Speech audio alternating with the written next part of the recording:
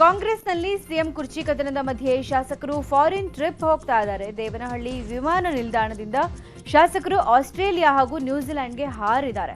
ಇವರಿಗೆ 11 ಶಾಸಕರು ವಿದೇಶದ ವಿಮಾನ ಹತ್ತಿದ್ದಾರೆ. ಶಾಸಕರಾದ ದೇವೇಂದ್ರಪ್ಪ, ಪುಟ್ಟರಂಗಶೆಟ್ಟಿ, ಬಿಎಂ ನಾಗರಾಜ್, ಹಂಪನಗೌಡ ಬಾದರ್ಲಿ, ಎಚ್ಡಿ ತಮ್ಮಯ್ಯ, ಯಶವಂತರಾಯಗೌಡ ಹಾಗೂ ಎಂಎಲ್ಸಿಗಳಾದ ನಾಗರಾಜ್ ಯಾದವ್, ವಸಂತಕುಮಾರ್, ಡಿ ತಿಮ್ಮಯ್ಯ ಸೇರಿದಂತೆ ಹಲವರು ವಿದೇಶಕ್ಕೆ ಪ್ರಯಾಣ ಬೆಳೆಸಿದ್ದಾರೆ. ಅಧ್ಯಯನದ ಹೆಸರಲ್ಲಿ ಶಾಸಕರು ಬೆಂಗಳೂರಿನಿಂದ ಮಲೇಷ್ಯಾ ಏರ್ಲೈನ್ಸ್ MH193 ವಿಮಾನದ ಮೂಲಕ ಪ್ರಯಾಣಿಸಿದ್ದಾರೆ. ಇವತ್ತು ಇನ್ನೊಂದು ಟೀಮ್ ವಿದೇಶಕ್ಕೆ ಹಾರಲಿದೆ ಅಂತ ಹೇಳಲಾಗ್ತಾ ಇದೆ. ಇತ್ತ ಸಿಎಂ ಸಿದ್ದರಾಮಯ್ಯ ಶಾಸಕರ ಪ್ರವಾಸದಿಂದ ಅಂತರ ಕಾಯ್ದುಕೊಂಡು ಬಜೆಟ್ ಸಿದ್ಧತೆಯಲ್ಲಿ ಬ್ಯುಸಿ ಆಗಿದ್ದಾರೆ. ಡಿಕೆಶಿ ಸಿಎಂ ಕುರ್ಚಿಗೆ ಒತ್ತಡ ಹೇರ್ತಾ ಇದ್ರೆ, ಇನ್ನೊಂದು ಕಡೆ ಬಜೆಟ್ ಅಧಿವೇಶನ ಬಳಿಕ ಸಿಎಂ ಅಸಲಿ ರಾಜಕೀಯ ಆಟ ಆರಂಭ ಆಗುತ್ತೆ ಅಂತ ಹೇಳಲಾಗ್ತಾ ಇದೆ. ಬಜೆಟ್ ಅಧಿವೇಶನದ ಬಳಿಕ ಸಿಎಂ ರಾಹುಲ್ ಗಾಂಧಿ ಭೇಟಿಗೆ ಪ್ಲಾನ್ ಮಾಡ್ಕೊಂಡಿದ್ದಾರೆ. ದೆಹಲಿಯಲ್ಲೇ 4 ದಿನ ಠಿಕಾಣಿ ಹೂಡಿ ಕುರ್ಚಿ ಕಗ್ಗಂಟಿನ ಬಗ್ಗೆ ಮಾತಾಡ್ತಾರೆ ಅಂತ ಹೇಳಲಾಗ್ತಾ ಇದೆ. ಅಲ್ಲದೆ ಸಂಪುಟ ಪುನರ್ರಚನೆ ವೇಳೆ ಸುಮಾರು 12 ರಿಂದ 15 ಸಚಿವರನ್ನ ಕೈಬಿಡೋಕೆ ಸಿಎಂ ಚಿಂತನೆ ನಡೆಸಿದಾರಂತೆ. ರಾಜಧಾನಿ ಬೆಂಗಳೂರಲ್ಲಿ ಡ್ರಗ್ಸ್ ಮಾಫಿಯಾ ವಿರುದ್ಧ ಸಿಸಿಬಿ ಹಾಗೂ ಸ್ಥಳೀಯ ಪೊಲೀಸ್ ಬೃಹತ್ ಕಾರ್ಯಾಚರಣೆ ನಡೆಸ್ತಾ ಇದೆ. ಪ್ರಕರಣ ಸಂಬಂಧ 3 ವಿದೇಶಿಯರು ಸೇರಿದಂತೆ 15 ಮಂದಿಯನ್ನ ಬಂಧಿಸಿದ್ದು, ಬರೋಬ್ಬರಿ 21.5 ಕೋಟಿ ರೂಪಾಯಿ ಮೌಲ್ಯದ ಡ್ರಗ್ಸ್ ಜಪ್ತಿ ಮಾಡಲಾಗಿದೆ. ಸಿಸಿಬಿ, ಮಾದಕ ದ್ರವ್ಯ ನಿಗ್ರಹ ದಳ, ಅಮೃತಹಳ್ಳಿ, ಹೆಬ್ಬಗೋಡಿ, ಜೆಬಿ ನಗರ, ಶೇಷಾದ್ರಿಪುರ, ಮಹಾಲಕ್ಷ್ಮಿ ಲೇಔಟ್, ಗೋವಿಂದಪುರ ಠಾಣೆ ಪೊಲೀಸರು ದಾಳಿಯನ್ನ ನಡೆಸಿದ್ದು, ಬಂಧಿತರಿಂದ 9.4 KG hydro ganja, 5.6 KG MDMA, 34 KG ganja, 131 gram cocaine, 462 milli hashish oil, 29 LSD pills, 27 gram LSD strips ಹಾಗೂ ಕಾರನ್ನ ವಶಕ್ಕೆ ಪಡ್ಕೊಂಡಿದ್ದಾರೆ. ಪ್ರಸ್ತುತ ಮಾರುಕಟ್ಟೆಯ ಮೌಲ್ಯ ಇದಕ್ಕೆ 21.5 ಕೋಟಿ ರೂಪಾಯಿ ಅಂತ ಕಮಿಷನ್ ಸೀಮಂತ್ ಕುಮಾರ್ ಸಿಂಗ್ ಹೇಳಿದ್ದಾರೆ. ಮೈಸೂರು ಸಿಸಿಬಿ ಪೊಲೀಸರು ಬೆಂಗಳೂರಿನಿಂದ ಮೈಸೂರಿಗೆ ಮಾದಕ ವಸ್ತುಗಳನ್ನು ಪೂರೈಸ್ತಾ ಇದ್ದ ಜಾಲವನ್ನ ಭೇದಿಸಿ ಇಬ್ಬರನ್ನ ಬಂಧಿಸಿದ್ದಾರೆ. ಆರೋಪಿಗಳಿಂದ ಅಂದಾಜು 5,10,000 ರೂಪಾಯಿ ಮೌಲ್ಯದ 51 ಗ್ರಾಂ 83 ಮಿಲಿ ನಿಷೇಧಿತ ಮಾದಕ ವಸ್ತು MDMA ಮತ್ತು 1,25,000 ರೂಪಾಯಿ ಮೌಲ್ಯದ 2 ಕೆಜಿ 230 ಗ್ರಾಂ ಗಾಂಜಾ ಸೇರಿ ಒಟ್ಟು 6,35,000 ರೂಪಾಯಿಯ ಮಾದಕ ವಸ್ತುಗಳನ್ನು ವಶಕ್ಕೆ ಪಡೆದುಕೊಳ್ಳಲಾಗಿದೆ. ಹಾಗೂ ಕೃತ್ಯಕ್ಕೆ ಬಳಸಿದ 3 ಲಕ್ಷ ರೂಪಾಯಿ ಮೌಲ್ಯದ ಹ್ಯುಂಡೈ i20 ಕಾರನ್ನು ವಶಪಡಿಸಿಕೊಂಡು ಪ್ರಕರಣ ದಾಖಲಿಸಿದ್ದಾರೆ. ಚಿತ್ರದುರ್ಗದ ರೇಣುಕಾಸ್ವಾಮಿ ಕೊಲೆ ಪ್ರಕರಣದ ತನಿಖೆ ಚುರುಕುಗೊಂಡಿದೆ. A2 ಆಗಿರುವ ದರ್ಶನ್ ತ್ವರಿತಗತಿಯಲ್ಲಿ ಟ್ರಯಲ್ ನಡೆಸೋಕೆ ಮನವಿ ಮಾಡಿದ್ದಾರೆ. ಇನ್ನು ಆರೋಪಿ ದರ್ಶನ್ ಪರ ವಕೀಲರು ಪ್ರತಿದಿನ ವಿಚಾರಣೆ ನಡೆಸೋಕೆ CRPC 390 ಅಡಿಯಲ್ಲಿ 57ನೇ ಸೆಷನ್ಸ್ ಕೋರ್ಟ್ಗೆ ಅರ್ಜಿ ಸಲ್ಲಿಸಲಾಗಿದೆ. ಇನ್ನು ಹುಟ್ಟುಹಬ್ಬದ ದಿನದಂದೇ ಕೋರ್ಟ್ಗೆ ಅರ್ಜಿ ಸಲ್ಲಿಸಿದ್ದಾರೆ. ಆದರೆ ದರ್ಶನ್ ಅರ್ಜಿಗೆ ಆಕ್ಷೇಪಣೆ ಸಲ್ಲಿಸೋಕೆ ಪ್ರಾಸಿಕ್ಯೂಷನ್ ಈಗಾಗಲೇ ಸಿದ್ಧತೆ ನಡೆಸಿದೆ. ಈಗಾಗಲೇ ದರ್ಶನ್ ಜೈಲು ಸೇರಿ 6 ತಿಂಗಳು ಕಳೆದಿವೆ. ದರ್ಶನ್, ಪವಿತ್ರ ಗೌಡ ಸೇರಿ 7 ಮಂದಿ ಜಾಮೀನು ರದ್ದಾಗಿದೆ. ಪ್ರಮುಖ ಸಾಕ್ಷ್ಯಗಳ ವಿಚಾರಣೆ ಬಳಿಕ ಆರೋಪಿ ದರ್ಶನ್ ಶೀಘ್ರದಲ್ಲೇ ಜಾಮೀನು ಮೊರೆ ಹೋಗೋ ಸಾಧ್ಯತೆ ಇದ್ದು, ಪ್ರತಿದಿನ ವಿಚಾರಣೆ ನಡೆಸೋಕೆ ದರ್ಶನ್ ಮನವಿ ಮಾಡಿದ್ದಾರೆ.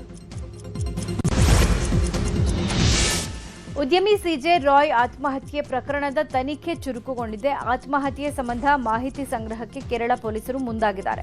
ಈಗಾಗಲೇ ಪ್ರಕರಣ ಸಂಬಂಧ SIT ಅಧಿಕಾರಿಗಳನ್ನು 2 SPಗಳು ಸಂಪರ್ಕ ಮಾಡಿದ್ದ ಮಾಹಿತಿ ಸಂಗ್ರಹಿಸಿರುವ ಬಗ್ಗೆ ನ್ಯೂಸ್ 18ಗೆ ಬಲ್ಲ ಮೂಲಗಳಿಂದ ಮಾಹಿತಿ ಸಿಕ್ಕಿದೆ. ಈಗಾಗಲೇ ಆತ್ಮಹತ್ಯೆ ಕೇಸ್ ಸಂಬಂಧ ಅಂತಿಮ ಹಂತಕ್ಕೆ ಬಂದಿದ್ದು, ಅನಧಿಕೃತವಾಗಿ ಮಾಹಿತಿ ಕೊಡೋಕ್ಕಾಗಲ್ಲ ಅಂತ ಕೇರಳದ 2 SPಗಳಿಗೆ SIT ತಿಳಿಸಿದೆ.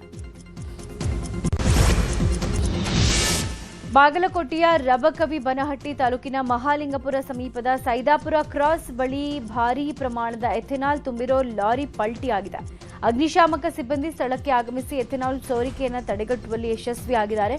16 ಚಕ್ರದ ಬೃಹತ್ ಗಾತ್ರದ ಲಾರಿ ಸಮೀಪದ ಸಕ್ಕರೆ ಕಾರ್ಖಾನೆಯಿಂದ ಎಥೆನಾಲ್ ತುಂಬಿಕೊಂಡು ತಮಿಳುನಾಡು ಕಡೆಗೆ ಹೊರಟಿತ್ತು ಅಂತ ಮಾಹಿತಿ ಸಿಕ್ಕಿದೆ. ಇನ್ನು ವಿಜಯಪುರ ನಗರದಲ್ಲಿ ಟ್ರಾಫಿಕ್ ಕಂಟ್ರೋಲ್ಗಾಗಿ ಪೊಲೀಸ್ ಸಿಬ್ಬಂದಿ ಲಾರಿಯನ್ನ ತಳ್ಳಿದ್ದಾರೆ. ನಗರದ ಸಿಂದಗಿ ಬೈಪಾಸ್ ಬಳಿ ನಡು ರಸ್ತೆಯಲ್ಲೇ ಕಬ್ಬು ತುಂಬಿದ ಲಾರಿ ಕೆಟ್ಟು ನಿಂತಿತ್ತು. ವಿಷಯ ತಿಳಿತಾ ಇದ್ದಂತೆ ಸ್ಥಳಕ್ಕೆ ಆಗಮಿಸಿದ ಟ್ರಾಫಿಕ್ ಪೊಲೀಸ್ ಸಿಬ್ಬಂದಿ ಲಾರಿಯನ್ನ ತಳ್ಳೋ ಮೂಲಕ ಟ್ರಾಫಿಕ್ ಕ್ಲಿಯರ್ ಮಾಡಿದ್ದಾರೆ. ಕುಡಿದ ಮತ್ತಿನಲ್ಲಿ ಮೈ ಮೇಲೆ ಪೆಟ್ರೋಲ್ ಸುರ್ಕೊಂಡು ವ್ಯಕ್ತಿ ಬೆಂಕಿ ಹಚ್ಚಿಕೊಂಡು ಹುಚ್ಚಾಟ ಮಾಡಿರುವ ಘಟನೆ ಚಾಮರಾಜನಗರ ಜಿಲ್ಲೆಯ ಕೊಳ್ಳೇಗಾಲ ತಾಲೂಕಿನ ಬಸ್ತಿಪುರದಲ್ಲಿ ನಡೆದಿದೆ. 45 ವರ್ಷದ ಆನಂದ್ ಪೆಟ್ರೋಲ್ ಸುರ್ಕೊಂಡು ಬೆಂಕಿ ಹಚ್ಚಿಕೊಂಡು ಪಕ್ಕದಲ್ಲೇ ಹರಿತಾ ಇದ್ದ ಕಾಲುವೆಗೆ ಹಾರಿದಾನೆ. ಬಳಿಕ ಗ್ರಾಮಸ್ಥರು ರಕ್ಷಣೆ ಮಾಡಿ ಕೊಳ್ಳೇಗಾಲ ಆಸ್ಪತ್ರೆಗೆ ದಾಖಲಿಸಿದ್ದಾರೆ. ಸದ್ಯ ಹೆಚ್ಚಿನ ಚಿಕಿತ್ಸೆಗೆ ಮೈಸೂರಿನ ಕೆಆರ್ ಹಾಸ್ಪಿಟಲ್ಗೆ ಶಿಫ್ಟ್ ಮಾಡಲಾಗಿದೆ. 4 ಆಮೆಯನ್ನ ಬೇಟೆಯಾಡಿದ್ದ 4 ಬೆಳ್ತಂಗಡಿ ಪೊಲೀಸರು ದಾಳಿ ಮಾಡಿ ಅರೆಸ್ಟ್ ಮಾಡಿದ್ದಾರೆ. ವನ್ಯಜೀವಿ ಸಂರಕ್ಷಣಾ ಕಾಯ್ದೆ ಅಡಿಯಲ್ಲಿ ಪ್ರಕರಣ ದಾಖಲಿಸಲಾಗಿದೆ. ಬೆಳ್ತಂಗಡಿಯ ಸೋಮಾವತಿ ನದಿಯಲ್ಲಿ ಅಕ್ರಮವಾಗಿ ಆಮೆಗಳನ್ನು ಬೇಟೆಯಾಡುವಾಗ ಸಬ್ ಇನ್ಸ್ಪೆಕ್ಟರ್ ಆನಂದ್ ಎಂ ನೇತೃತ್ವದ ತಂಡ ದಾಳಿ ಮಾಡಿದೆ.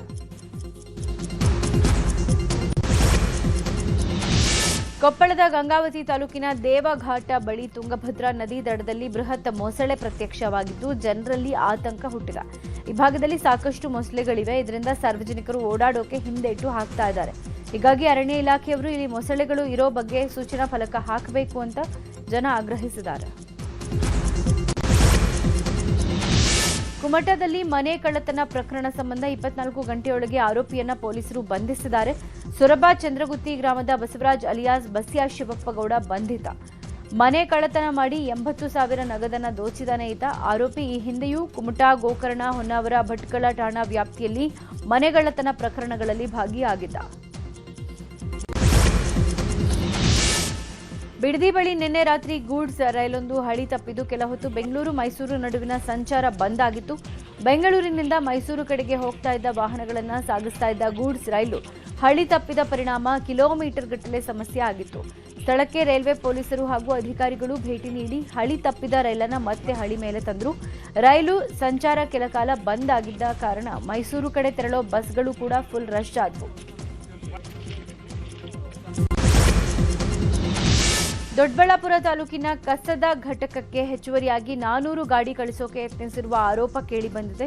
ಕಸದ ಗಾಡಿಗಳನ್ನು ಶಾಸಕ ಧೀರಜ್ ಮುನಿರಾಜು ತಡೆದಿದ್ದಾರೆ. ಈ ಹಿನ್ನೆಲೆ ಮಹದೇವಪುರದಲ್ಲಿರುವ ಕಸದ ಘಟಕದಲ್ಲಿ ಪ್ರತಿಭಟನೆ ನಡೆಸಲಾಗಿದೆ. ಸ್ಥಳೀಯರ ಜೊತೆಯಲ್ಲಿ ಕಸದ ಗಾಡಿಗಳನ್ನು ತಡೆದು ವಾಪಸ್ ಕಳಿಸೋಕೆ ಯತ್ನಿಸಲಾಗಿದೆ.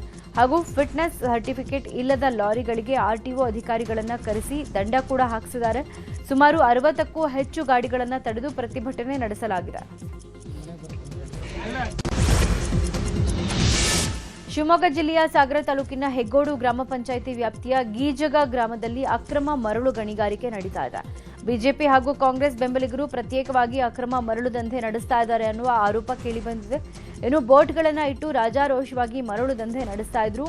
ಜಿಲ್ಲಾಡಳಿತ ಹಾಗೂ ಭೂ ಮತ್ತು ಗಣಿಗಾರಿಕೆ ಇಲಾಖೆ ಕಣ್ಣು ಮುಚ್ಚಿ ಕುಳಿತಿದೆ ಅಂತ ಸ್ಥಳೀಯರು ಕಿಡಿಕಾರಿದ್ದಾರೆ.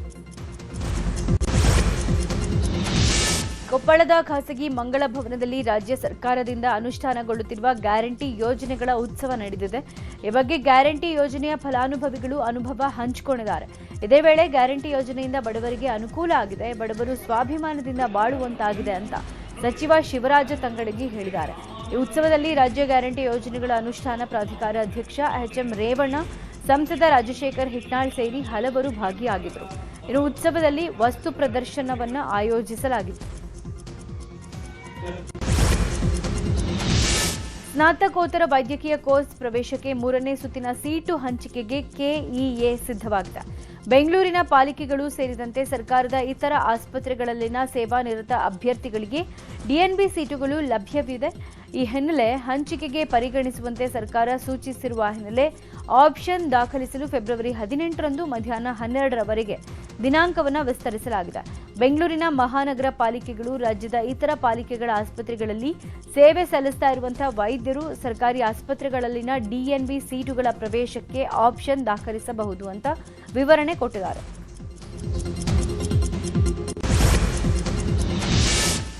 ತೆರಿಗೆಯಿಂದ ತಪ್ಪಿಸಿಕೊಳ್ತಾ ಇದ್ದವರಿಗೆ ಹುಬ್ಬಳ್ಳಿ ಮಹಾನಗರ ಪಾಲಿಕೆ ಜಿಐ ಸರ್ವೆ ಮೂಲಕ ಬಿಗ್ ಶಾಕ್ ಸಿಕ್ಕಿದೆ.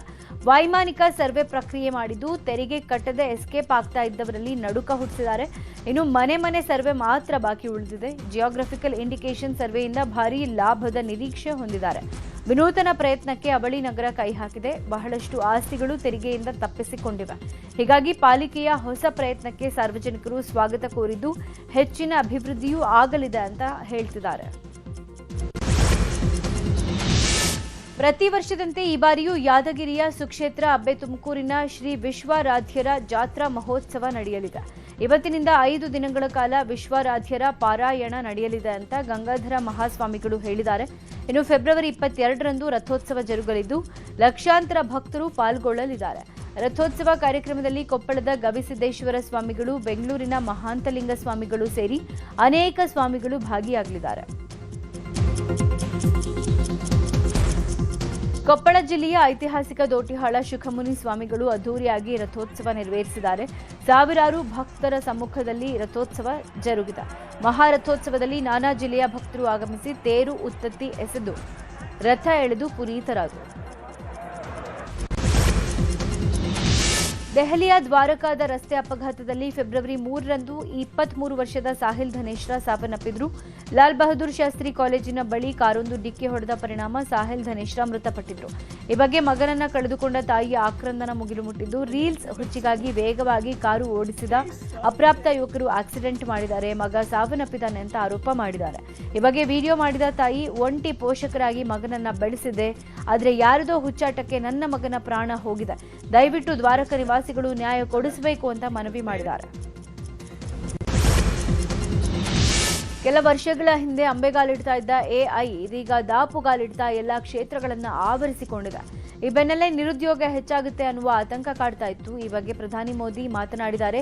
ನಿರುದ್ಯೋಗ ಭಯಕ್ಕೆ ತಯಾರಿಯೊಂದೇ ಮದ್ದು ಅಂತ ಹೇಳಿದ್ದಾರೆ. ಎಐನಿಂದ ಹೊಸ ಉದ್ಯೋಗ ಸೃಷ್ಟಿ ಆಗಬಹುದು, ರೂಪಾಂತರಗೊಳ್ಳುವ ಕೆಲಸಗಳನ್ನು ಕಲಿತುಕೊಂಡು ಅದನ್ನು ಬಾಚಿಕೊಳ್ಳಬೇಕು ಅಂತ ಮೋದಿ ಹೇಳಿದ್ದಾರೆ.